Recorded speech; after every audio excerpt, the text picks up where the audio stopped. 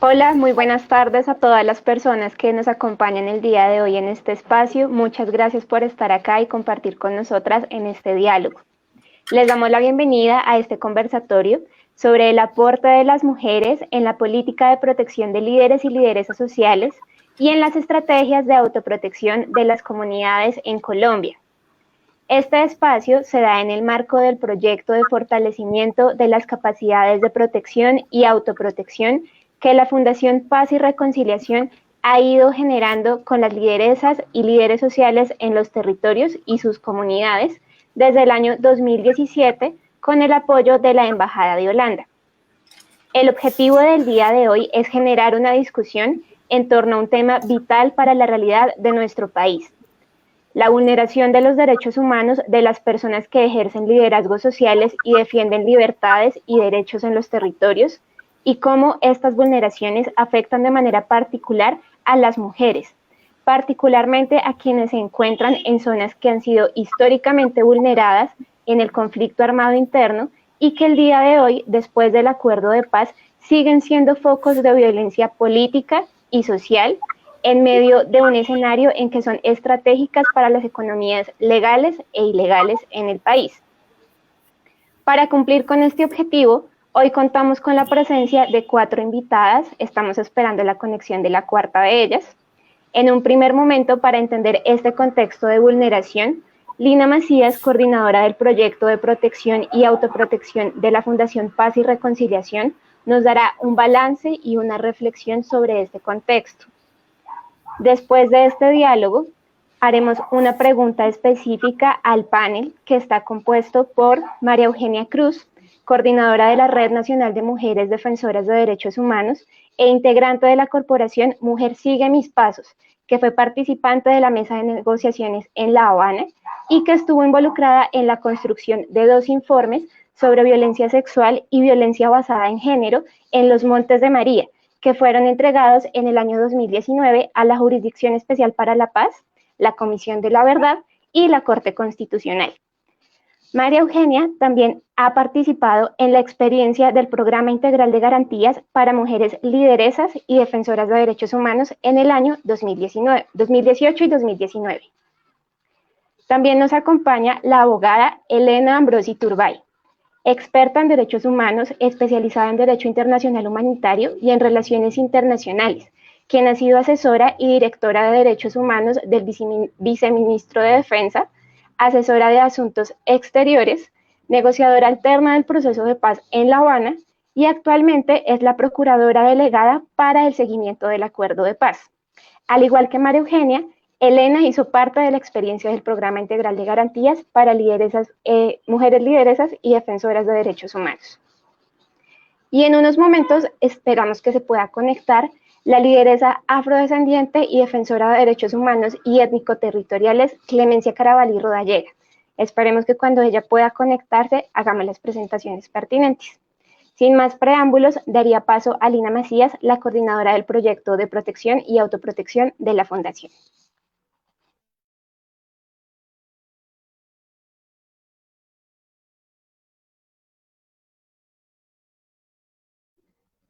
Lina, tienes tu micrófono silenciado. Hola, ¿ya me escuchan? Disculpen este tema de la tecnología. Bueno, muchas gracias sobre todo a las invitadas de compartir este espacio con nosotros. Desde la Fundación Paz y Reconciliación queremos iniciar o introducir esta conversación, este compartir de experiencias a través de un análisis general que hemos hecho sobre el liderazgo de las mujeres en Colombia, un balance de las situaciones de violencia y vulnerabilidad que viven lideresas y defensoras de derechos humanos. Iniciaremos diciendo que en Colombia el camino hacia la construcción de paz ha sido un proceso largo y complejo, donde todos los días los ciudadanos se debaten entre la esperanza de transformar la historia de una sociedad marcada por la violencia y la incertidumbre del retorno de viejas prácticas de exclusión, discriminación y negación de los derechos de sus comunidades, entre otros factores estructurales que originaron el conflicto armado interno que por décadas ha experimentado el país. Ante este contexto, las mujeres han ejercido un rol de liderazgo y defensa de sus comunidades, expuestos a múltiples condiciones de vulnerabilidad, abanderando procesos como la reclamación de tierras, la exigibilidad de verdad, justicia y reparación para las víctimas, la búsqueda de personas desaparecidas o la lucha de la implementación integral de los acuerdos de paz, demuestran que su accionar ha sido fundamental para la reconstrucción del tejido social del territorio nacional. Sin embargo, pese a su invaluable valor, en la actualidad sus luchas son percibidas como una amenaza, que tienen intereses económicos y políticos en municipios, regiones de alto valor estratégico, ya sea para el desarrollo de economías ilegales o proyectos desarrollistas que van en contravía de los intereses y las necesidades de la población indígena, afrodescendiente o campesina, situación que ha desencadenado una fuerte ofensiva contra líderes y lideresas sociales, amenazas sistemáticas, estigmatización social, detenciones arbitrarias y asesinatos selectivos, entre otras múltiples formas de violencia que resquebraja los procesos organizativos. Como lo demuestran distintas organizaciones y plataformas de derechos humanos como Somos Defensores, Cumbre Nacional de Mujeres y Paz, Cisma Mujer, se ha identificado que desde 2013 a 2019, de los 4.355 hechos de violencia dirigidos hacia el liderazgo social en Colombia, 1.336 fueron en contra de mujeres lideresas y defensoras de derechos humanos, lo cual representa el 31% del total de hechos violentos o agresiones que se han observado en variación porcentual en acciones letales contra defensores de derechos humanos. Hemos bajado de una tasa de 31,25 hechos en 2018 a subir a 45,45% de los hechos victimizantes en 2019. En el presente año, en el contexto de pandemia, el sistema de fundación ha registrado al menos 19 amenazas, 5 atentados, un secuestro, una desaparición forzada y 13 casos de asesinato de mujeres lideresas, principalmente en departamentos como Antioquia, Bolívar, Cauca, Córdoba, La Guajira y Putumayo, siendo posibles responsables grupos armados organizados como el Clan del Golfo, caparrapos, disidentes de las FARC y grupos delincuenciales al servicio de intereses privados. Esta situación obstaculiza profundamente la labor legítima y legal de defensa de los derechos humanos en Colombia. Ante este panorama, el trabajo que día a día desarrollan las mujeres defensoras de derechos humanos para mejorar las condiciones de vida de distintas poblaciones necesita con urgencia ser garantizado y protegido, no solo de las agresiones directas de distintos actores armados, sino también de unas prácticas sociales y culturales que legitiman múltiples violencias, no solo por el liderazgo que ellas ejercen, sino por el hecho de ser mujeres, lo cual establece riesgos diferenciados, muchos de estos invisibilizados y hasta ahora naturalizados. En consecuencia, tanto entidades estatales responsables como la sociedad colombiana en su conjunto, debemos avanzar en la adecuada implementación de políticas y programas que desarrollen medidas y acciones que permitan crear condiciones de seguridad para el desarrollo de este liderazgo y la defensa de los derechos humanos, y garanticen también el desescalamiento de las estructuras armadas que amenazan sus procesos sociales, así como su adecuada judicialización para la no repetición de estas agresiones.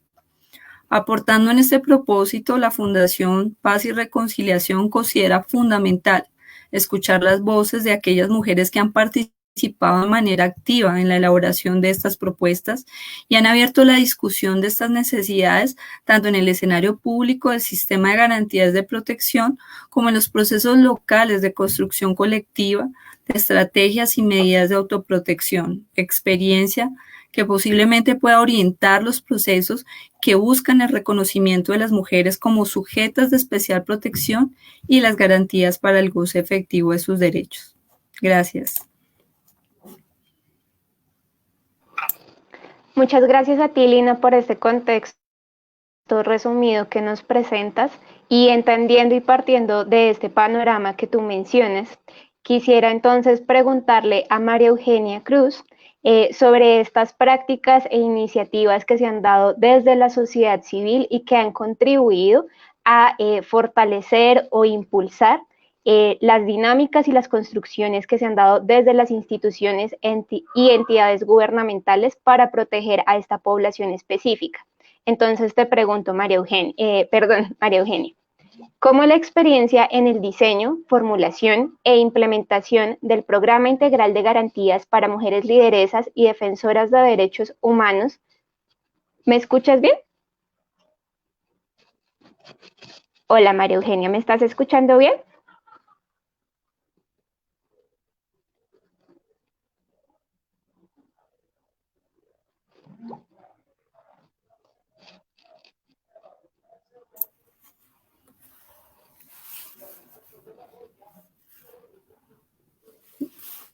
¿No me escuchas? Si deseas, entonces esperemos unos minutos, pasemos en primer momento con Elena Ambrosi para revisar la conexión que tienes tú. No hay ningún problema, María Eugenia. ¿Me escuchas? ¿Escuchas? Ya te estoy escuchando. Sí, ¿me escuchas tú bien? Bien. Sí, yo les escucho muy bien. Bueno, muy buenas tardes, qué alegría verlas. Doctora Elena, qué rico verla, siempre de la mano de nosotras, siempre al lado nuestro, desde donde ha estado siempre apostándole a todos estos procesos y sobre todo a esta lucha que hemos venido dando porque las mujeres podamos defender derechos humanos sin que esto nos cueste la vida. Me alegra siempre verla, acompañándonos y dando también la lucha y la pelea porque eso sea una realidad. Muchas gracias a la Fundación, a Lina Gaitán, a Lina Macías, por la invitación y estamos esperando a la compañera Clemencia, que sería también de mucho gusto poderla tener aquí. Bueno, primero agradecer por el espacio y saludar también a las personas que nos están viendo el día de hoy y que yo estoy segura que cada día más nos vamos sintiendo rodeadas tanto defensores como defensoras de derechos humanos porque es muy importante saber que no estamos solas. Bueno, nosotras se me cortó un poco la comunicación cuando seguro estabas haciendo la pregunta, pero pues yo voy a ir contándoles un poco cómo ha sido el proceso nuestro. Espero pues responder a la pregunta que hiciste, Lina, y si no, pues también me puedes interrumpir y hacerme las preguntas que consideres importantes. Efectivamente, nosotras lo decimos con orgullo, que tenemos un programa integral de garantías para lideresas y defensoras de derechos humanos, que hoy es una realidad que contamos con él, pero pues que todavía creemos que se requieren muchos esfuerzos para que este programa pues se pueda concretar. Hemos avanzado muchísimo. Nuestro programa fue propuesto y fue construido con nosotras justo porque sentimos que defender derechos humanos también es una labor que podemos hacer las mujeres. Y lo digo desde esta manera porque claramente a nosotras se nos ha estigmatizado muchísimo por cuando decidimos empezar a salir, a hacer todo un proceso de incidencia, denunciar, hablar, nos decían, o sea, quédate quieta, ustedes por qué están haciendo esto, váyase para la casa. Si usted sabe que esto le representa riesgos, ¿por qué no se va para la casa? Pero además cuando empezamos a hacer un trabajo tan fuerte, también empezaron las amenazas y todo este tipo de ataques contra nosotros. Resulta de que quienes nos quieren agredir, los violentos, los que están en contra de nuestro trabajo, quienes no les gusta que las mujeres hayamos salido de ese rol del cuidado y de la casa y estemos hoy ejerciendo esta labor, pues saben perfectamente cómo hacernos daño. Entonces lo que quiero decir es que nuestro programa pretende que se atiendan los riesgos diferenciados que enfrentamos las mujeres por defender derechos humanos. Defender derechos humanos en este país es una labor que genera riesgo.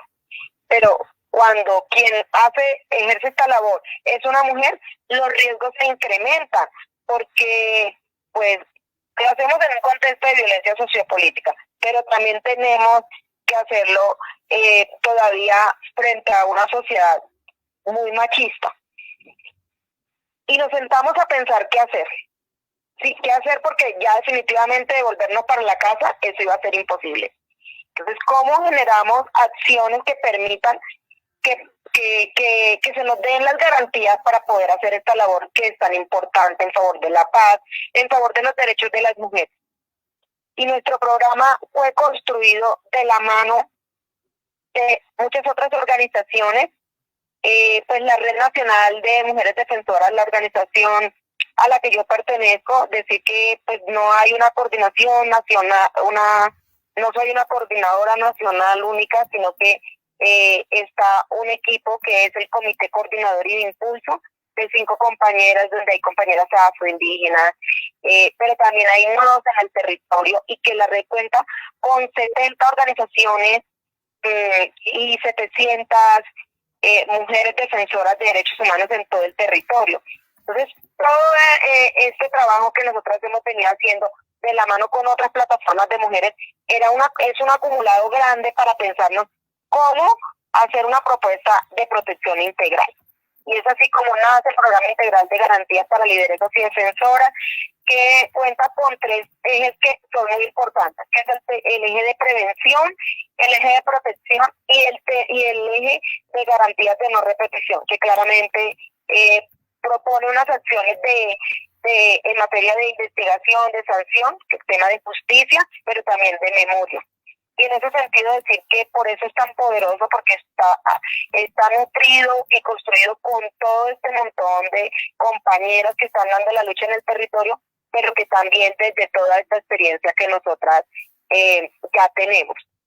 Y el organizarnos como una red nacional de mujeres defensoras de derechos humanos que agrupara varias defensoras, pues también fue una manera de protegernos. Nuestro programa también cuenta con ese enfoque de género. Cualquier política pública que se vaya a construir en materia de protección, si tienen en cuenta este programa, podrán responder y avanzar muchísimo en lo que tiene que ver con el enfoque de género, porque es un programa pues que tiene ese enfoque, pero también tiene un enfoque colectivo, tiene ya unas propuestas de lo que tiene que ser una protección colectiva, también tiene el enfoque interseccional, el enfoque étnico, es poderoso y es precioso.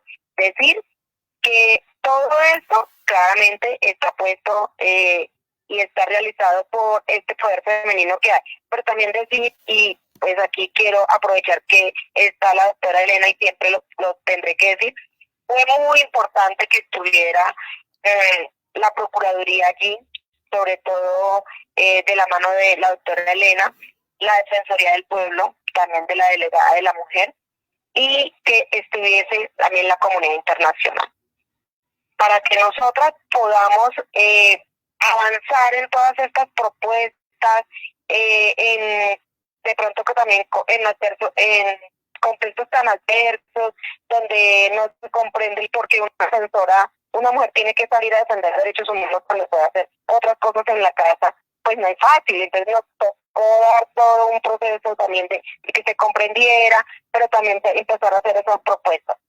Y hoy por hoy, pues este programa, el gobierno lo muestra como un gran resultado y un gran avance en materia de protección, pero también se está mostrando incluso a nivel internacional como un gran programa, una gran propuesta en materia de garantías, porque nosotros no hablamos solamente de protección, sino de garantías, y la comunidad internacional lo apoya y lo respalda y también lo reconoce como un gran avance.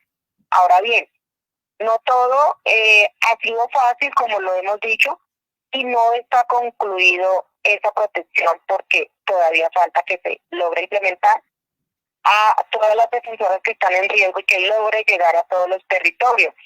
Se han hecho unos pilotos en Montes de María, en Putumayo, en Cauca ya también se va a implementar ese piloto, en el Chocó, en Santa Marta ya hay en el Magdalena ya hay una premesa. ¿Y esto qué quiere decir? Que donde están funcionando los pilotos han sido pues muy importantes, porque lo decía ayer la compañera Mayari Sangarita en una reunión que teníamos de la Comisión Intersectorial, porque este programa ya también establece todo un conjunto de acciones y una institucionalidad que debe responder a que este programa se implemente. y decían ayer, en donde el lugar donde se ha dado el piloto, aquí en Montes de María, esto ha logrado salvar la vida de nuestras defensoras de derechos humanos. Finalmente, eso es lo que nosotras queremos, que este tipo de propuestas que son construidas con nosotras, que la conoce la comunidad internacional, que el Ministerio Público se puso también la camiseta de manera muy fuerte, constante, hace un trabajo arduo. Ya la doctora Elena nos tendrá que contar pues también desde su experiencia cómo ha sido, es lo que ha traído los mejores resultados. Contar con un programa integral de garantías para lideresas y defensoras, porque las mujeres defensoras también tenemos derecho a defender derechos humanos y porque nosotras creemos que en este contexto y con esta sociedad tan machista, pues los riesgos que corremos son diferentes y por lo tanto las acciones y la forma como se nos deben proteger deben dar también cuenta de estos riesgos diferenciados. Muchas gracias. Gracias a ti, María Eugenia, por tu amplia explicación sobre lo que ha sido este proceso de construcción del programa, la construcción y la implementación dentro de los territorios donde se ha hecho el pilotaje. Y a partir de estas dificultades territoriales que tú mencionabas, pues sí, a veces como al momento de sentar la política y lo que queda escrito en el papel, llevarlo a las comunidades y especialmente poder ampliarlo y llevarlo a todos los territorios, quisiera preguntarle entonces a Elena para conocer la perspectiva desde el ámbito institucional y especialmente su lectura sobre la implementación de este proyecto y este programa en el actual gobierno, entendiendo que fue una propuesta que nació en el marco del acuerdo de paz y en el gobierno anterior, y pues han sido procesos que han tenido modificaciones en los últimos 2 años. ¿Cuáles han sido los obstáculos identificados por la Procuraduría General de la Nación a los que deben enfrentarse las lideresas sociales y defensoras de derechos humanos para hacer efectiva la implementación de programas, estrategias y medidas para la protección de sus vidas y de los procesos sociales que adelantan en diferentes territorios del país? Bueno, muy buenas tardes. Un agradecimiento especial a la Fundación Paz y Reconciliación. Un saludo a Lina y a Lina. Y un abrazo enorme a María Eugenia Cruz, compañera desde hace tiempo de esta lucha por el programa y su implementación, a quien quiero mucho, me agrada y estoy muy contenta de poder compartir este escenario con ella. Bueno, yo antes que todo, pues, y un poco retomando lo que explicaba Lina, creo que realmente a partir de la misma implementación del Acuerdo de Paz, lo que hemos visto, y tú traías incluso cifras anteriores, aunque los años inmediatamente anteriores a la firma sí hubo una baja en todos los indicadores de violencia, después de la firma comenzamos a ver un incremento y esa es la realidad que no voy a profundizar ahora en cifras, pero que todos estamos viendo ahora de un aumento dramático en el asesinato de líderes, lideresas, amenazas, confinamientos, desplazamientos, reclutamientos, accidentes por minas, casi que masacres. Digamos que difícil pensar en algún indicador de los que miden la violencia en el marco del conflicto que no haya incrementado en estos últimos 3 años respecto a los años anteriores, es decir, 2016-2015, donde se había presentado una baja. Yo creo que en ese contexto, digamos, el Acuerdo de Paz ofrecía una serie, digamos, o contempló una serie de medidas, todas con enfoque de género, que debían ser implementadas y que a juicio de la Procuraduría todavía no han sido implementadas en su totalidad, y esto lo voy a mencionar antes de llegar un poco al programa para dar el contexto de cómo estamos viendo nosotros en general que vienen a implementar, cuál es el problema, digamos, que se está dando en la implementación de las diferentes medidas. Y sin detallar cada una de ellas, pues realmente el acuerdo no estableció un mecanismo para recuperar el control del territorio. Esto era obvio. Uno termina el conflicto, las FARC se van y era obvio que el Estado debía tener una estrategia para ocupar esos territorios en donde antes había tenido presencia las FARC. Y cuando hablo de ocupar no hablo de llenarlo solamente de fuerza pública ni mucho menos, sino realmente de fortalecer la presencia institucional. Pero esto obviamente no pasó y en lo que vengo esto es en lo que estamos viendo ahora y es en un enfrentamiento a muerte entre diferentes organizaciones criminales que se están justamente, valga la redundancia, enfrentando por hacerse al control de las rentas ilícitas en el territorio. Entonces, el acuerdo no contemplaba el cómo tenía que hacerse eso, pero sí tenía una serie de mecanismos que a mi juicio podían contribuir, y ahí estaba el sistema integral de seguridad para el ejercicio de la política, que incluye también la protección de líderes sociales, la famosa Comisión Nacional de Garantías de Seguridad, que era un mecanismo en donde hay participación de la sociedad civil, en donde además las mujeres, ellas solas, porque no quedó así explícitamente contemplado en la ley, se ganaron un espacio y hoy tienen 2 asientos en la Comisión Nacional de Garantías de Seguridad, y donde se debería debatir la política de desmantelamiento de organizaciones criminales, cosa que todavía está avanzando, pero no se ha hecho, y ya vamos casi 4 años de la implementación de la firma. Y había otras medidas como el decreto 660, que creo que es un decreto muy importante, que se construyó con las comunidades, que es el decreto de seguridad de territorios y comunidades. Tiene un enfoque de género y cuya implementación ha sido completamente limitada, por no decir nula. Han iniciado algunos pilotos ahora recientemente, digamos, hay un impulso que hemos visto este año por parte del Ministerio del Interior, pero nuevamente insisto, pues son cosas que deberían estar en marcha desde hace mucho tiempo y que hubieran decididamente contribuyó a que la situación a la que estamos enfrentando no fuera de la que estamos justamente viviendo en estos días. En ese contexto surgió el programa de garantías. Yo diría, Lina, que el programa en realidad se enmarca perfectamente en el acuerdo de paz, pero el programa es una lucha anterior de las organizaciones de mujeres. Realmente yo llegué en el 2017 y desde que yo llegué me acerqué con María Eugenia, con quien está, pues obviamente tenemos una relación de antes, con Claudia Mejía, de Cisma Mujer. Bueno, finalmente fue como, por favor, ayúdenos a impulsar esta idea que estamos trabajando hace 6 años. O sea, este programa no es fruto del acuerdo de paz. Este programa se enmarca perfectamente porque casa perfectamente, pero es fruto más bien de, ahí sí, la tenacidad, la insistencia, la persistencia, perseverancia y todo lo que caracteriza a las valiosísimas organizaciones de mujeres que tenemos en Colombia, porque finalmente fueron ellas las que lo propusieron en un principio y lo pedalearon durante 6 años, hasta que, como dicen muchas personas, los astros se alinearon. En ese momento yo estaba en la Procuraduría, estaba la defensora, pues estaba toda la voluntad de avanzar en la implementación del acuerdo de paz, que había perfecto.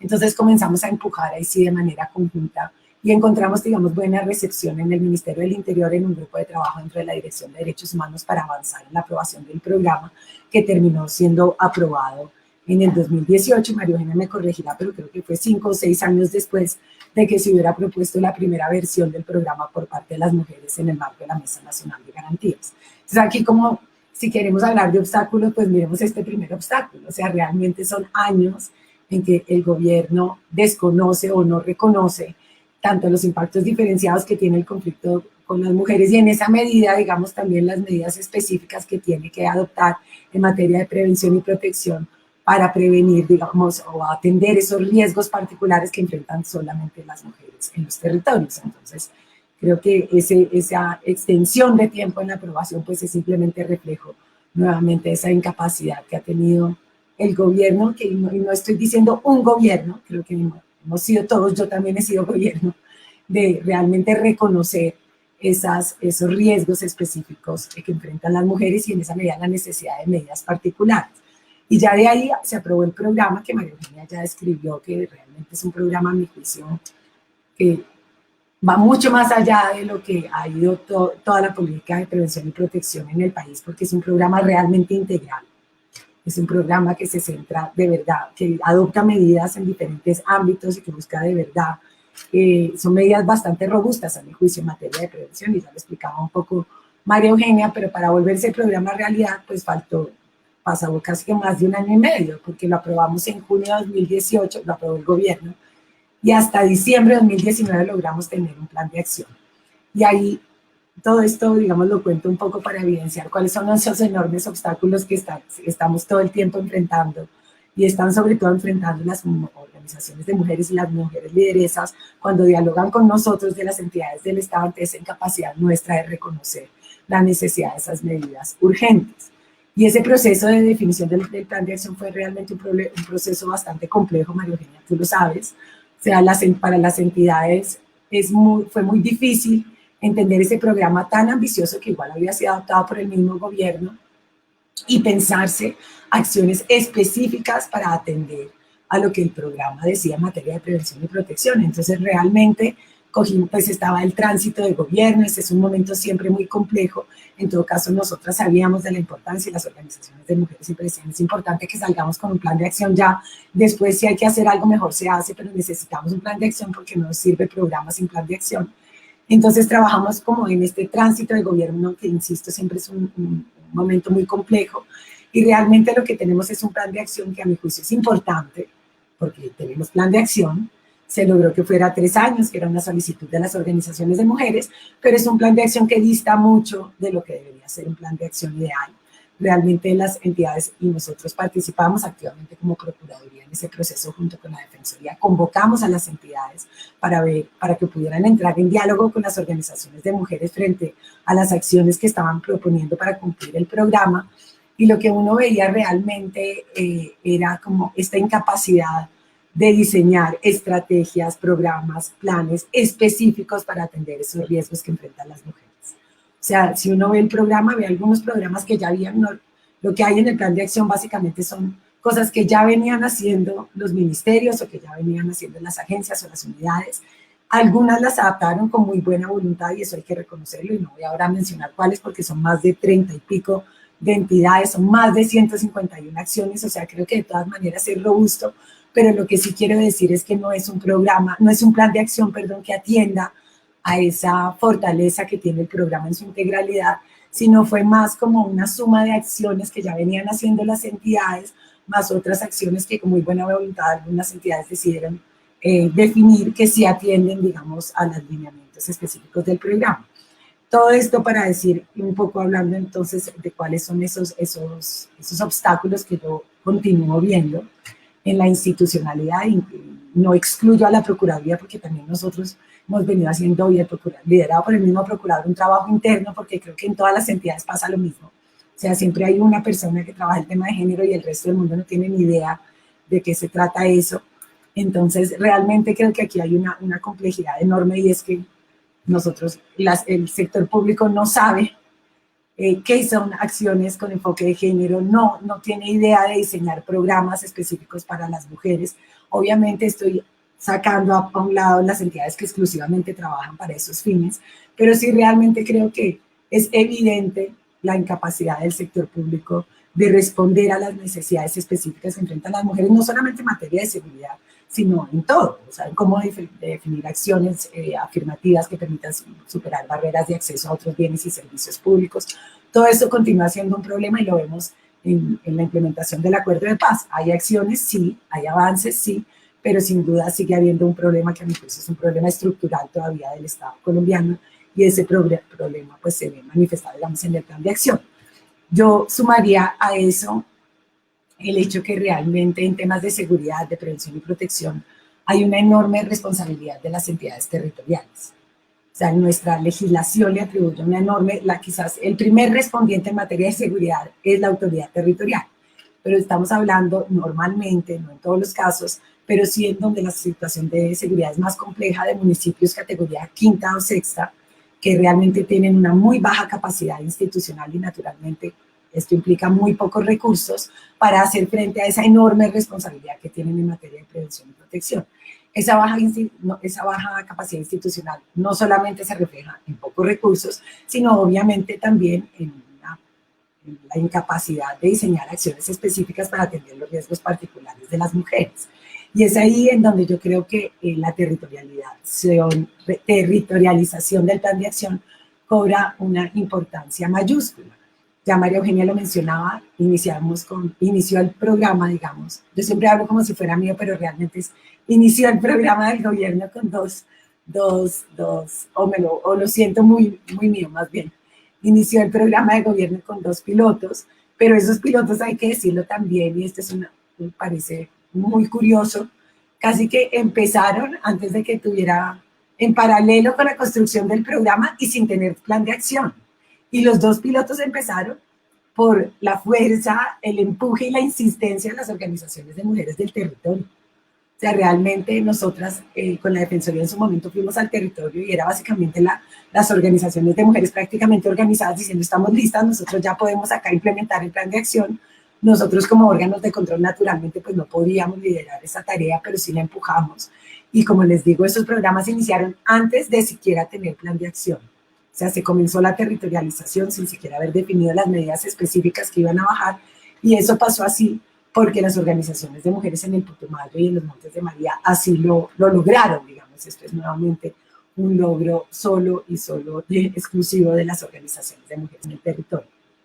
Pero les decía que me parece muy importante entonces la territorialización, porque creo que ahí se puede dar un círculo positivo de acompañamiento del gobierno nacional al gobierno territorial en la definición de esas acciones específicas que deben ser adoptadas para enfrentar los riesgos particulares que enfrentan las mujeres, y seguramente eso debe venir de la mano, digamos, de un fortalecimiento de las capacidades de la entidad territorial. Los casos de Putumayo y Montes de María, yo tengo un balance positivo, creo que sin duda han enfrentado muchas dificultades. Mayerlis también lo mencionaba en otro espacio, o sea, realmente ellos han visto que ha habido más apoyo del gobierno nacional y de la comunidad internacional que de las mismas autoridades territoriales. En otros casos ha sido diferente. En Putumayo, por ejemplo, se logró aprobar una ruta especial de garantías de protección para las mujeres. También hay una ruta para los hombres, pero esto todo se dio en el marco de la implementación del Programa Integral de Garantías para Lideresas, que son cosas que no hay en ningún otro departamento y que ha mostrado ser muy efectiva. Pero creo que, insisto, hay enormes desafíos que todavía se enfrentan, desafíos que tienen que ver con la focalización de los esfuerzos de las entidades nacionales en esos departamentos. No solamente en esos dos, porque además hemos dicho es claramente insuficiente que el programa llegue solamente a 2 departamentos. La situación de seguridad es compleja, no en muchos otros, pero sí en varios otros departamentos, y por eso hay que acelerar esa territorialización. Ahora se está avanzando en el Cauca, la virtualidad sin duda pues ha puesto hace todo un poco más complejo y más difícil, pero se viene avanzando, y el ministerio está trabajando en unos lineamientos para que se pueda territorializar el programa sin necesidad, como digamos, de ese acompañamiento tan uno a uno por parte del Ministerio del Interior, pero yo creo que de todas maneras ese acompañamiento sí ha sido fundamental para poder definir algunas líneas de acción que permitan superar esas dificultades que enfrentan las entidades territoriales. Entonces, en síntesis, yo creo que el problema sigue siendo el mismo problema. En prevención y protección es el mismo problema que hay en todo lo que tiene que ver con las brechas que enfrentan las mujeres, y es realmente que el Ejecutivo no tiene suficientes funcionarios formados y capacitados que entiendan la situación de las mujeres, la situación en materia de seguridad, pero también la situación en materia de acceso a bienes y servicios públicos, garantía de derechos, digamos, que entiendan la discriminación histórica, que entiendan los efectos de esas condiciones de marginalidad y discriminación que han tenido sobre las mujeres. Entonces, creo que eso realmente hace que si uno no entiende, pues no puede definir políticas públicas para enfrentar eso. Y creo que esa es la primera gran brecha el primer gran obstáculo que enfrentamos en el nivel nacional y en el nivel territorial. Y lo segundo que llamaría mucho la atención es el tema de los recursos. O sea, se definen muchas acciones que a mi juicio uno podría decir, uy, esto parece muy bueno, pero cuando ya vas a ver en su implementación, su alcance es mínimo, no hay recursos para financiarlas.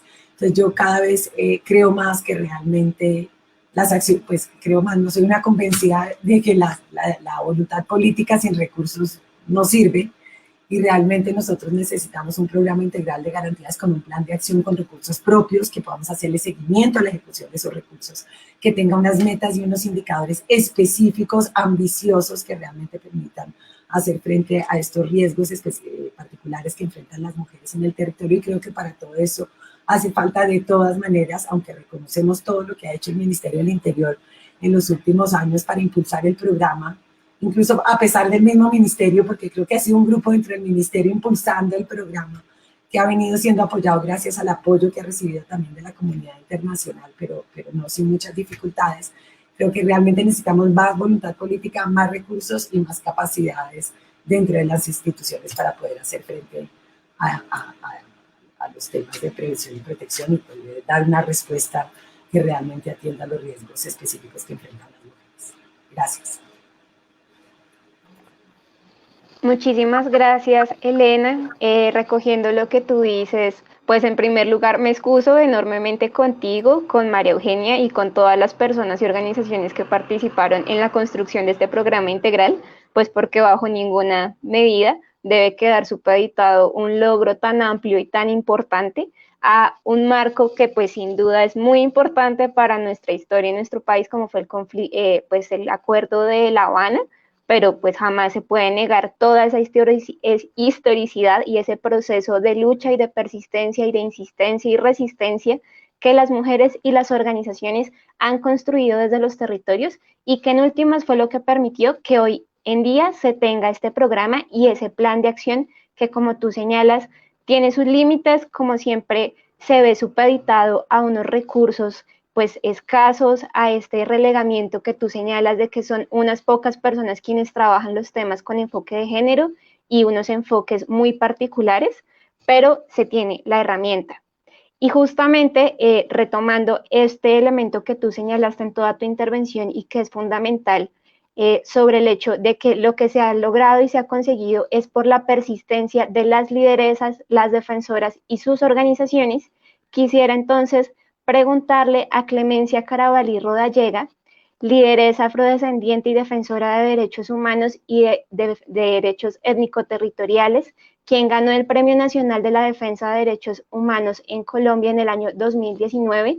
Es integrante del movimiento social y político de mujeres negras, afrocolombianas, raizales y palenqueras desde sus identidades diversas, así como también de la Red de Mujeres Mediadoras de Colombia, y es la presidenta de la Asociación de Mujeres Afrocolombianas del Norte del Cauca.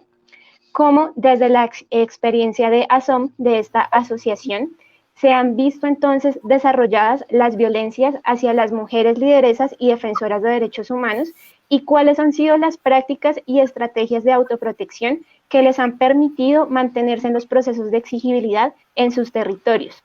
Por problemas de conexión, Clemencia va a estar conectada desde una llamada que está haciendo la coordinadora Lina Macías. Hola, muy buenas tardes. ¿Sí me escuchan? Buenas tardes, Clemencia, te escuchamos perfecto. Ok, muchas gracias. Sí, desafortunadamente tengo problemas de señal, esa es parte de las dificultades que tenemos en territorio, lamentablemente. Exclusiones para conectar, pero bueno, aquí estamos, en este importante espacio. Quiero agradecer la oportunidad por participar del mismo y efectivamente, pues soy Clemencia Carabalí Rodallega y hago parte de la Asociación de Mujeres Afrodescendientes del Norte del Cauca. Y con respecto a la pregunta, pues a nosotros la violencia nos ha tocado de diferentes maneras. Por ejemplo, sufrimos violencia sexual, ¿sí? Por la presencia de actores armados en nuestros territorios. Hemos tenido casos de mujeres violentadas de diferentes maneras, acosadas, pero también hemos sufrido la esclavización doméstica por distintos actores armados que hacen presencia en los territorios, tanto legales como ilegales. Hemos sufrido también la violencia por el despojo territorial, temas muy profundos que desarticulan no solo los procesos organizativos, sino que también se desarticula la unidad familiar y por supuesto la unidad comunitaria. De esa misma manera, en el marco del conflicto armado que nos ha tocado que soportar en la región del norte del Cauca, hemos sido víctimas de atentados, de amenazas, como he sido en el caso particular, pero muchas otras mujeres también en esta región. Yo particularmente llevo 10 amenazas desde el 2010 a la fecha. He sido amenazada en 10 oportunidades y el año pasado, en mayo justamente, sufrimos un atentado en el que estábamos líderes y lideresas defensores de derechos humanos y étnico-territoriales, como el compañero Carlos Alfonso Rosero del Proceso Nacional de Comunidades Negras, Francelena Márquez, mi persona, Víctor Hugo Moreno Mina, entre otros líderes de acá de la región. Sufrimos ese atentado y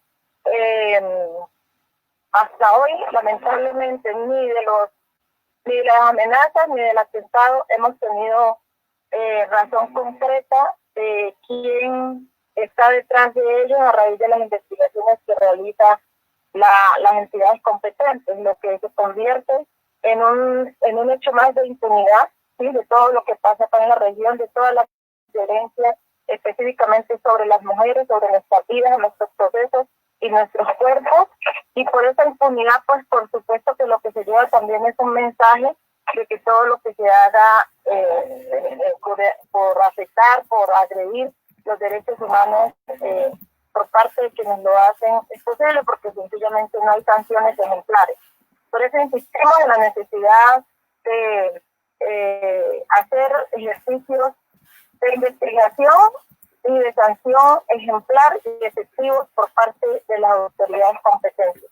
Frente a cómo hemos sorteado estas situaciones de violación a nuestros derechos, por un lado, nosotros hemos construido ya por muchos años un protocolo de autocuidado y protección. Es un protocolo que aún está en proceso de implementación, pero que va más allá de acuerdos entre organizaciones, de acuerdos comunitarios, sino también que implica contar con algunas medidas, algunas condiciones para seguir haciendo nuestra labor en el territorio. No es 100% efectivo, pero nos ha ayudado muchísimo, inclusive a salvar vidas. Por otro lado, el hecho de estar organizada, el hecho de acompañarnos, de arroparnos la una a la otra, de estar ahí como no solo defensoras de derechos humanos, sino estamos somos guardianas de la vida, somos guardianas de esos procesos que hemos construido por la búsqueda de un buen vivir. Nos da también no solo fuerzas para seguir en medio de estas situaciones tan difíciles, textos tan complejos como el que estamos enfrentando a pesar de la implementación del acuerdo de paz, donde esperábamos pasar la página de la violencia en esta región, sino que también eso nos sirve de motor, nos impulsa, ¿sí? El estar unidas, el sentirnos acompañadas. Ha sido muy importante también el acompañamiento que hemos recibido de otras organizaciones, la articulación que hacemos con otros procesos organizativos. Todo eso ha sido clave para podernos mantener en el territorio a pesar de las adversidades.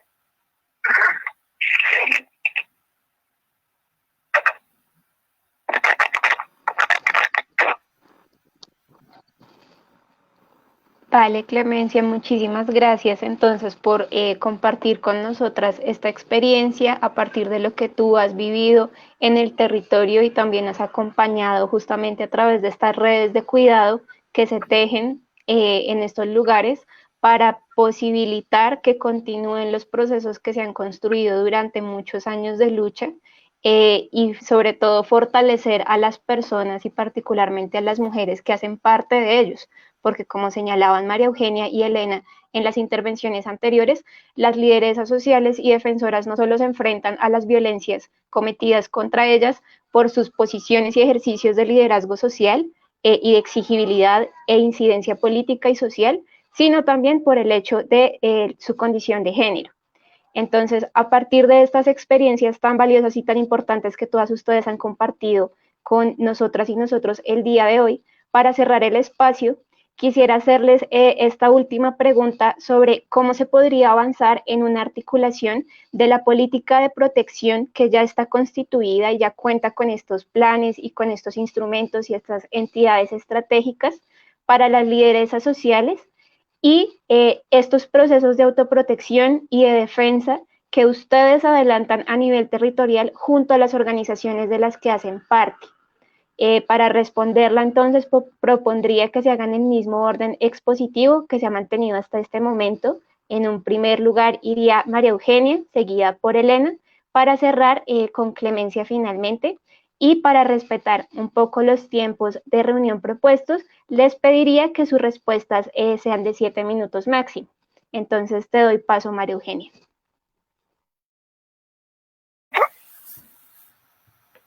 ¿Me escuchas?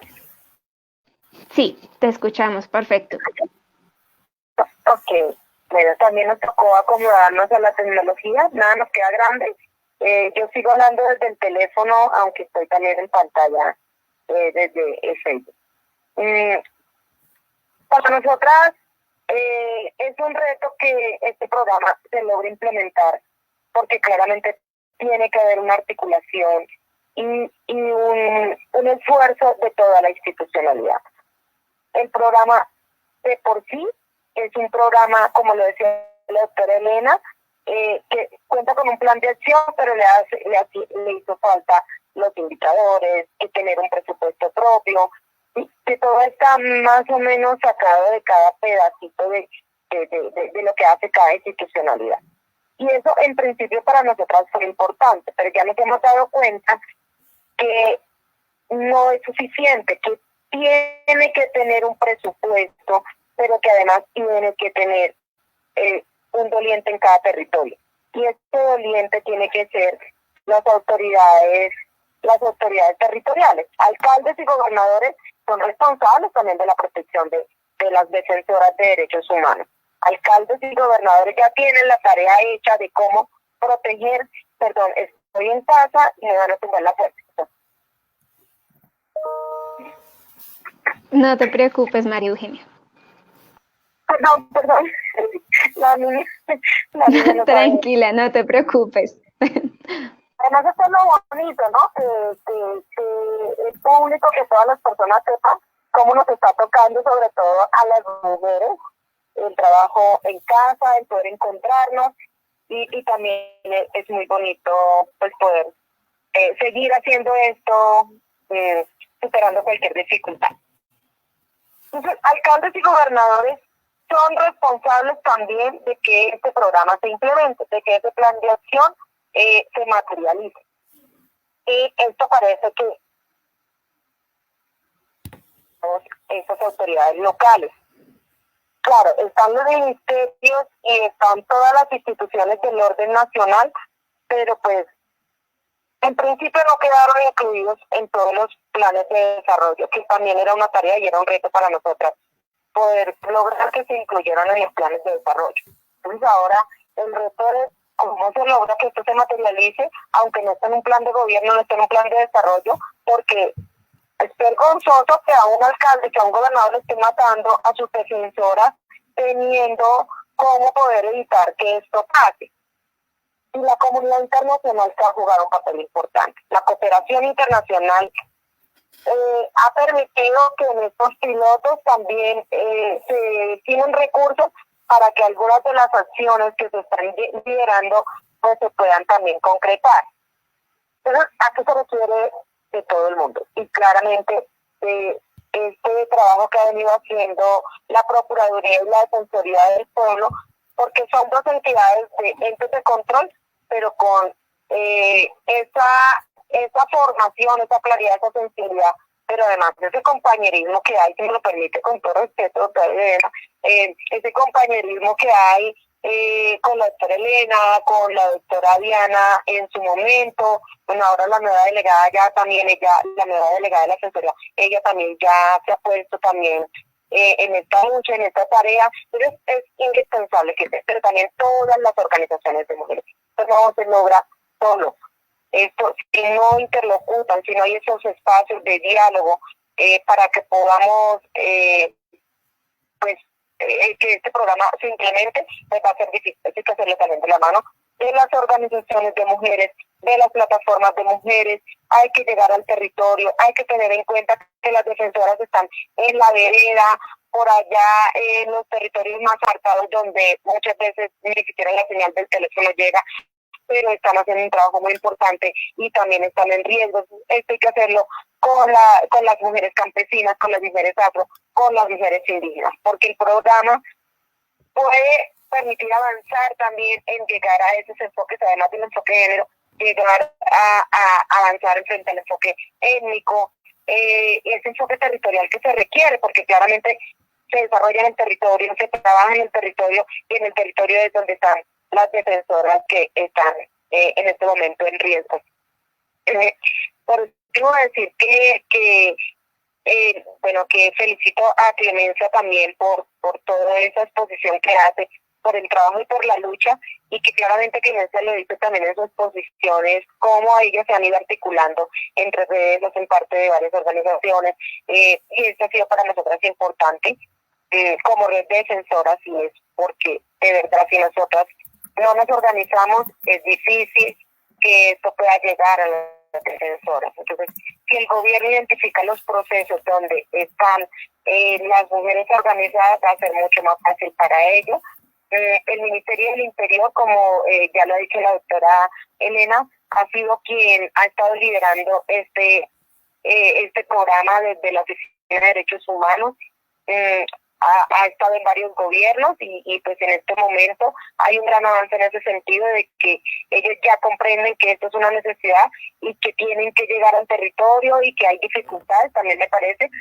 Ayer se lanzó el protocolo de análisis de riesgo por parte de la UNP, que también fue un trabajo en el que contribuimos. Allí está la doctora Elena que también pues puede dar razón de eso, las organizaciones de mujeres, y que también era para nosotras algo que estábamos esperando desde hace mucho rato, porque cuando tienen que proteger también se tiene que hacer una gran valoración de cuáles son esos riesgos que enfrentan las mujeres, y la UNP tiene una responsabilidad dentro de la protección, que no es toda la responsabilidad, porque también se ha querido ver como si fuera la ONP la única responsable de la. Quisiera aprovechar ya para cerrar, decir que las mujeres contamos, y también fue un logro nuestro de las organizaciones de mujeres, con un espacio donde se llevan los casos de las mujeres para analizarlos y para la protección, que es el CERREN de mujeres. Ese CERREN de mujeres es el espacio donde se analiza la situación, los riesgos y todo desde este enfoque de género que se requiere, y se implementan unas medidas también adecuadas y diferenciadas para atender esos riesgos. Esos muchos espacios que ya tenemos, son muchas las cosas que tenemos, ya tenemos varios espacios donde podemos hacer toda esta incidencia, dar a conocer nuestra experiencia, agradecerles a ustedes porque nos permiten también contar esto que ha sido exitoso para nosotros, pero que también podrá tener muchos mejores resultados y mayores éxitos a este gobierno, sobre todo si lo logra implementar de manera pronta y llegar a todos los territorios y a todas las defensoras. Muchas gracias. Gracias, María Eugenia. Quisiera excusarme con Elena y pedirle si es posible que pase primero Clemencia, porque por los problemas de conexión que ha tenido, pues nos solicita primero la palabra. Entonces, gracias. Elena, le daría paso a Clemencia.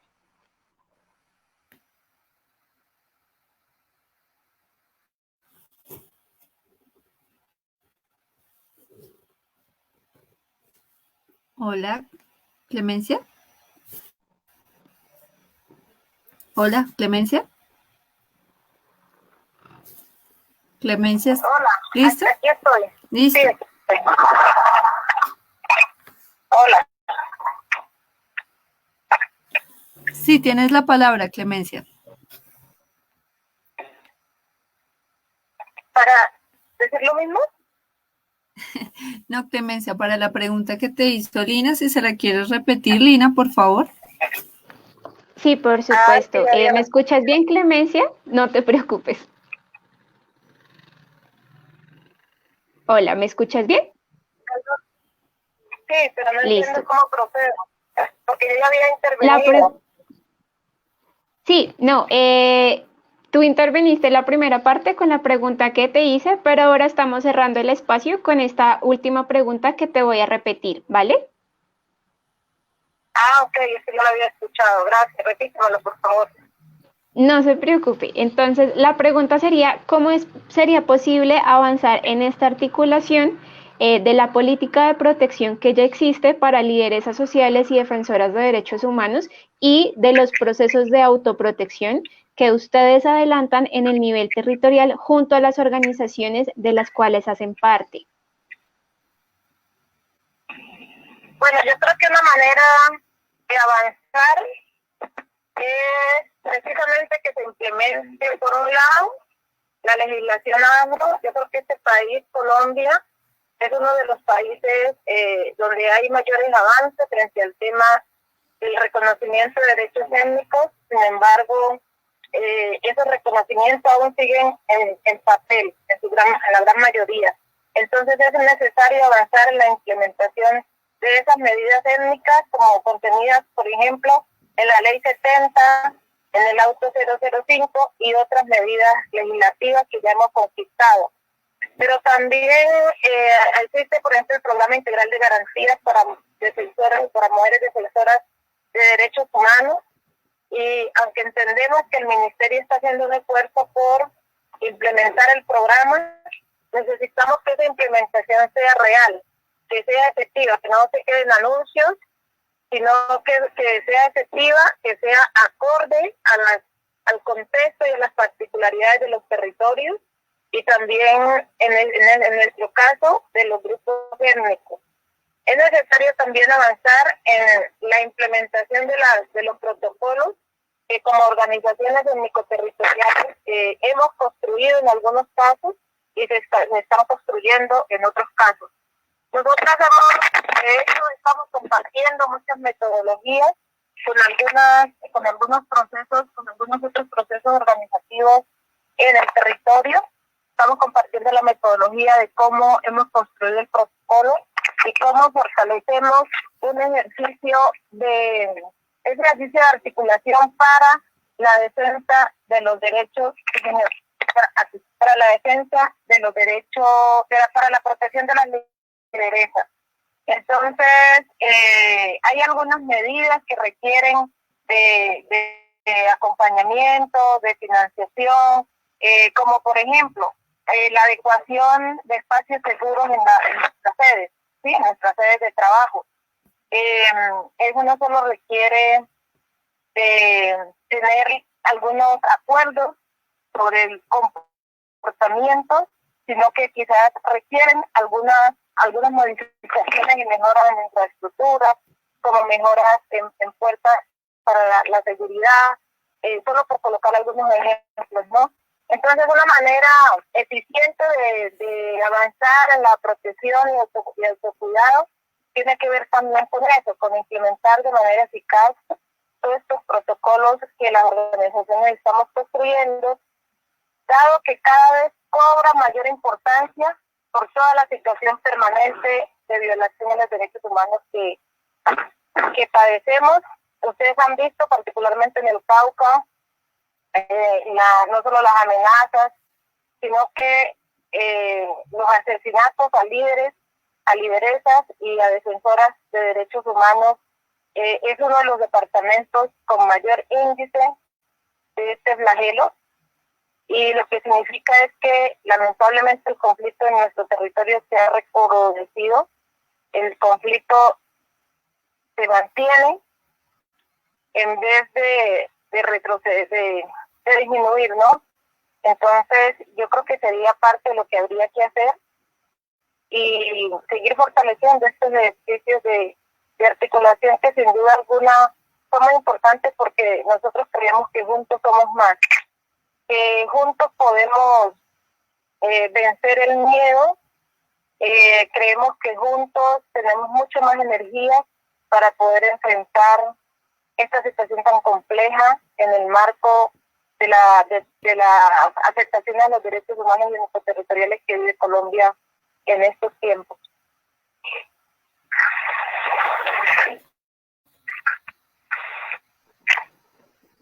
Muchísimas gracias, Clemencia, por tus apreciaciones y por los apuntes que señala sobre la necesidad de fortalecer estos procesos.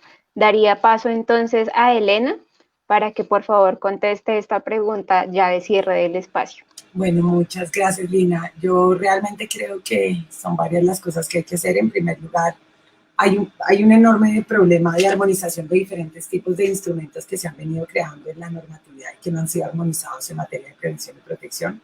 Y creo que hay que avanzar en esa armonización, pero dentro de eso, y para atender tu pregunta concreta, que es un poco cómo reconocer cómo articular esos procesos de autoprotección que realizan las mujeres o las organizaciones de mujeres o las comunidades en el territorio con la política de protección del gobierno nacional o de los gobiernos territoriales. Yo creo que pues son varios los elementos. Uno, obviamente, es el tema de la participación. Insisto, hay demasiados espacios y creo que hay que racionalizarlos y hay que ordenar esa política de prevención y protección, pero sí necesitamos una mayor participación de comunidades y organizaciones de mujeres en esa formulación de las medidas de protección y prevención en un territorio. Por eso es tan importante el programa, por eso es tan importante su territorialización, pero por eso es tan importante ver que el proceso, realmente las medidas más efectivas de protección son medidas que vienen de abajo hacia arriba. O sea, las medidas de protección no pueden ser estandarizadas y eso es algo que poco a poco la UNP ha ido entendiendo y lo ha ido entendiendo también por procesos como justamente el de comunidades negras o las comunidades indígenas o otras comunidades campesinas que también le han dicho, oiga, sus medidas de protección realmente a mí no me sirven, necesitamos trabajar coordinadamente en medidas de protección colectiva que atiendan a mis particularidades. Y creo que ese es el camino realmente.